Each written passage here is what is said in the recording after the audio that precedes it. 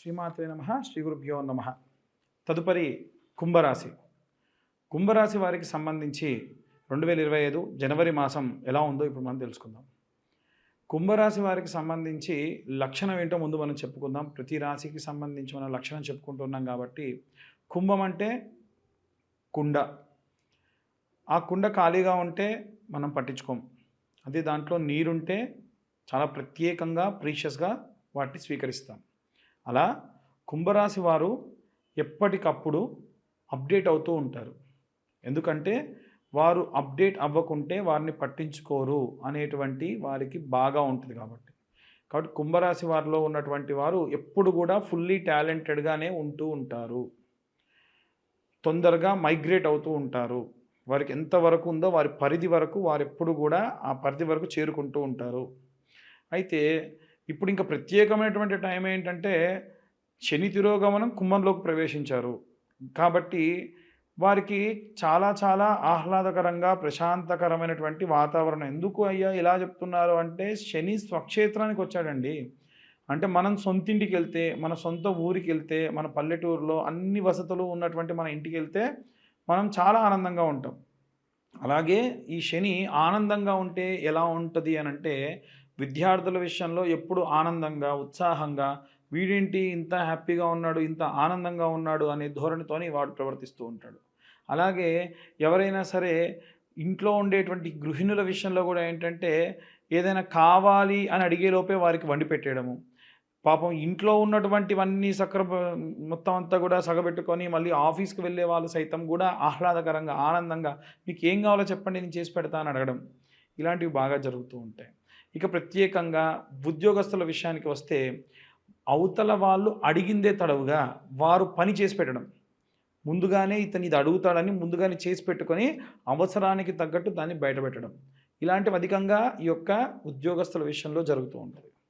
చాలామంది జాతక ఫలాలు చూసుకొని వారిది కుంభరాశి అని ఫీల్ అయిపోయి, లేదు వాళ్ళది మకర రాశి అని ఫీల్ అయిపోయి, ఏంటండి ఇలా చెప్పారు, మాకు అది ఎగ్జాక్ట్గా లేదు, మీరేమో చాలా గొప్పగా చెప్పారు అని మొన్న ఒక ఆయన నాకు వాట్సాప్లో డేట్ ఆఫ్ బర్త్ టైం పంపించారు.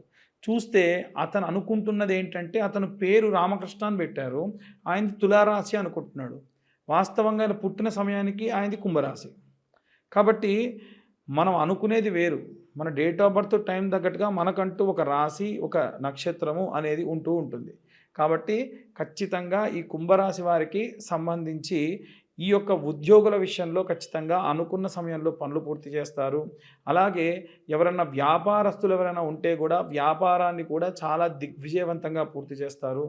పెద్ద పెద్ద రీతిలో అంటే చిన్నగా ఉన్నటువంటి వ్యాపారాన్ని పెద్దగా ప్రారంభించిన వాళ్ళు కూడా చాలామంది కుంభరాశిలో ఈ సమయంలో చేస్తూ ఉంటారు. ఇక ప్రత్యేకంగా కుంభరాశి వారికి సంబంధించిన విషయంలో చూసుకున్నట్టయితే, భూక్రయ విక్రయ సంబంధితమైనటువంటి వ్యవహారాలు ఎవరన్నా భూమి అమ్మాలన్నా కొనాలన్నా ఈ సమయం చాలా మంచిది. ఇన్ని రోజుల నుంచి ప్రయత్నం జరిగిందండి, ఏం అవ్వట్లేదు, ఇప్పుడు ప్రయత్నించండి, ఖచ్చితంగా బాగుంటుంది. ఖచ్చితంగా మీరు అనుకున్న సమయానికి భూమి ముడిపోతుంది, ఖచ్చితంగా ధనం కూడా చేతికి ఖచ్చితంగా చిక్కుతుంది. ఇక ప్రత్యేకమైనటువంటి విషయం ఏంటంటే, ఈ యొక్క కుంభరాశి వారికి సంబంధించి సినీ రాజకీయ రంగాల వారి విషయంలోకి వస్తే, సినిమా, రాజకీయ అలాగే కోర్టు వ్యవహారాల్లో ఉన్నటువంటి వారు చాలా చాలా శ్రమ చేసి ఉంటారు గతంలో. అంటే ఎలా చెప్పాలనంటే, మనకు తెలిసిన కొంతమంది, అంటే నాకు తెలిసిన ఒక యాక్టర్ ఉన్నారు. ఆయన కలిసిన తర్వాతకి నాతోని పంతులు గారు నా జాతకం ఒకసారి చూపించాలండి అని చెప్పి అడిగితే, చూస్తే గడిచిన 18 సంవత్సరాలు పాపం విపరీతమైన కష్టపడ్డారు. ఈరోజు ఆయన మంచి స్టార్డమ్ ఉన్నటువంటి హీరో. పేరు చెప్పడం ఎందుకు కానీ చెప్తున్నా మీకు. మరి ఎలా చెప్పగలుగుతున్నాం, ఎలా చేయగలుగుతున్నాం ఇలా అని అంటే, ఖచ్చితంగా ఈ సినిమాలో కానీ రాజకీయాల్లో కానీ గతంలో పడ్డటువంటి కష్టానికి ప్రతిఫలం పొందేటువంటి కాలము. ఇంకా చెప్పాలి అనంటే, ఒక 2.5-3 సంవత్సరాల పాటు ఈ కుంభరాశిలో ఉన్నటువంటి వాళ్ళకి చిన్న చిన్న ఇబ్బందులు, ఇంట్లో చికాకులు, గొడవలు తప్ప కెరీర్ పరంగా చాలా చాలా బాగుంది. అయితే కెరీర్ గనక చాలా అద్భుతంగా ఉంటే పర్సనల్ లైఫ్లో ఇబ్బందులు రావచ్చు, పర్సనల్ లైఫ్లో ఇబ్బందులు వస్తే కెరీర్ పరంగా ఇబ్బందులు రావచ్చు. కాబట్టి చాలా జాగ్రత్త వహించి మీ యొక్క కెరీర్‌ని కొనసాగించండి. ఇవన్నీ కూడా గోచార రీత్యా చెప్పేవి. మళ్ళీ చెబుతున్నాను, డేట్ ఆఫ్ బర్త్ టైం ఉంటే ఖచ్చితంగా మీ జాతకం అనేది ఇంకా బాగా మనం విశ్లేషణ చేయొచ్చు. వారితో మనం మాట్లాడొచ్చు. కింద కనిపించే నెంబర్‌కి కాల్ చేసి మీ యొక్క జాతక ప్రతిఫలాన్ని ఖచ్చితంగా తెలుసుకోండి.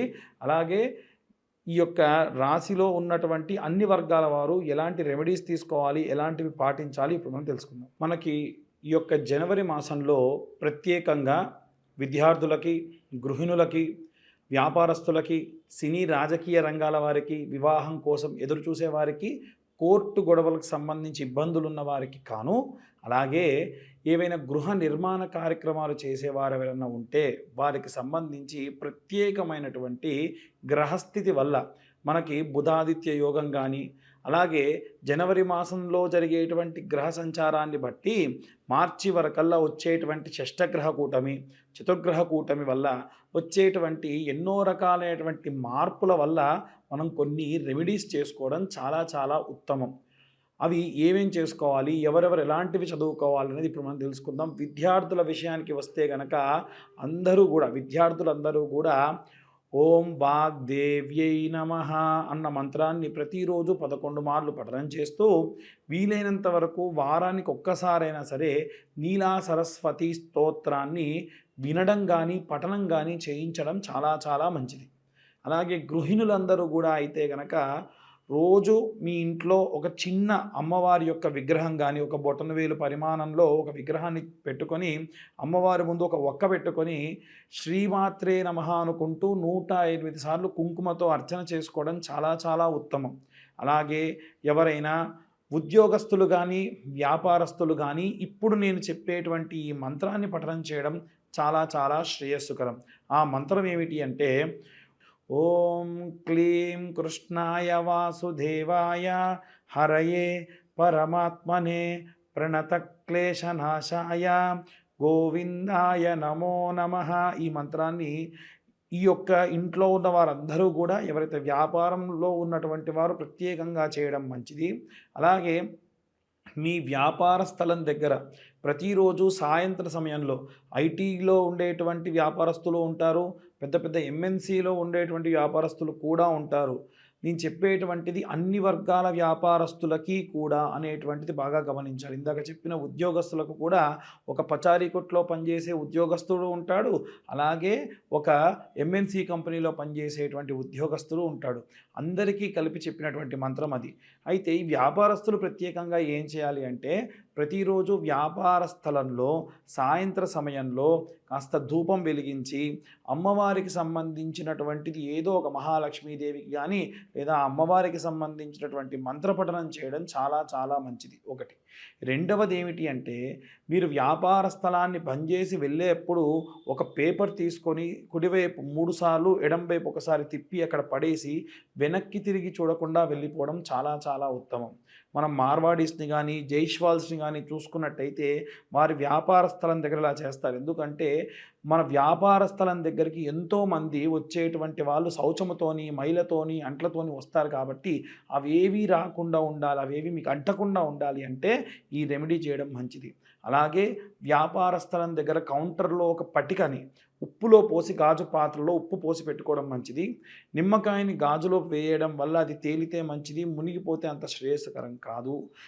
అలాగే మీరు క్లీనింగ్ చేసేటప్పుడు కొంచెం ఉప్పు పసుపు వేసిన నీళ్ళతోని క్లీన్ చేయించడం వల్ల కూడా సకల గాలి ధూళి యంత్ర మంత్రాల వల్ల వచ్చినటువంటి దోషాలు కూడా పోతాయి. ఇక ప్రత్యేకంగా సినీ రాజకీయ రంగాల వారు కానీ ఎవరైనా సరే కోర్టుల్లో పనిచేసి కోర్టు కేసులతో తిరిగేటువంటి వాళ్ళు పబ్లిక్ పోర్టల్లో బాగా ఉంటారు. కాబట్టి మనకు దుర్గా కవచము అనేటువంటి కవచం ఉంటుంది. ఈ దుర్గా కవచం ఎలా ఉంటుందంటే శృణోదేవి ప్రవక్ష్యామి కవచం సర్వసిద్ధిదం పఠిత్వా పాఠయిత్వా చ నరోముశ్చేత సంకటాత్ ఇలా ప్రారంభమవుతుంది. అమ్మవారికి సంబంధించి 8 శ్లోకాలు ఉంటాయి. ప్రతిరోజు అది చదువుకోండి. ఎందుకంటే పబ్లిక్ పోర్టల్లో తిరిగేటువంటి వాళ్ళకి ఎంతో దిష్టి తగులుతుంది. అది పోవాలి అంటే ఈ మంత్రాన్ని చదువుకోవడం చాలా మంచిది. ఇక ప్రత్యేకంగా ఏవైనా సరే ఒక పఠనాన్ని, ఒక మంత్రాన్ని మనం జపంగా చేయడం మంచిది అనుకుంటే ఎలా అనుకుంటే, ప్రతిరోజు అసుర సంధ్యా సమయంలో పంచాక్షరి మంత్రం అంటే ఓం నమః శివాయ అనే మంత్రాన్ని పఠనం చేయడం చాలా చాలా శ్రేయస్కరం. నిర్మాణ రంగంలో ఉన్న వాళ్ళైతే గనక శరవణ భవాయ విద్మహే కార్తికేయాయ ధీమహే తన్నో స్కంద ప్రచోదయత్. ఎందుకంటే ఆయన భూమిని చీల్చుకుంటూ పుట్టాడు కాబట్టి భూమికి సంబంధించిన మంత్రం, కుజుడికి సంబంధించిన మంత్రము, సుబ్రహ్మణ్య స్వామికి సంబంధించిన మంత్రం చాలా చాలా కాపాడుతుంది. ఈ యొక్క మంత్రపఠనాన్ని, రెమెడీస్ని ఫాలో అయ్యి అందరూ కూడా చాలా శ్రేయస్కరంగా ఉంటారని కోరుకుంటున్నా. అందరికీ కూడా మకర సంక్రాంతి శుభాకాంక్షలు, అలాగే నూతన ఆంగ్ల సంవత్సర శుభాకాంక్షలు. ఎవరైనా సరే జాతకాలకు సంబంధించి ఫోన్ చేస్తూ ఉన్నారు, దయచేసి వాట్సాప్ చేయండి. ఒకవేళ కాల్ చేయదలుచుకుంటే కింద ఇచ్చేటువంటి నెంబర్కి మీరు కాల్ చేయొచ్చు. పూర్తి జాతకాన్ని 60 పేజీల్లో క్యాలిక్యులేషన్స్ చేసి మీకు పంపించి పూర్తిగా మీతోని ఒక అరగంట సేపు మాట్లాడడం జరుగుతుంది. ఈ క్యాలిక్యులేషన్స్కి గాను మాకు కాస్త 3 నుంచి 4 గంటల సమయం పడుతుంది. గతంలో చాలామంది 5,000, 6,000 తీసుకునేవారు ఉన్నారు. కానీ కేవలము రూ. 1,521 మాత్రమే తీసుకుంటూ అందరికీ కూడా ఈ జాతక వసతిని కలిగిస్తూ ఉన్నాము. ఎవరన్నా కావాల్సి ఉంటే కింద కనిపించే నెంబర్కి ఫోన్ ఆర్ వాట్సాప్ చేయగలరని కోరుతున్నాము.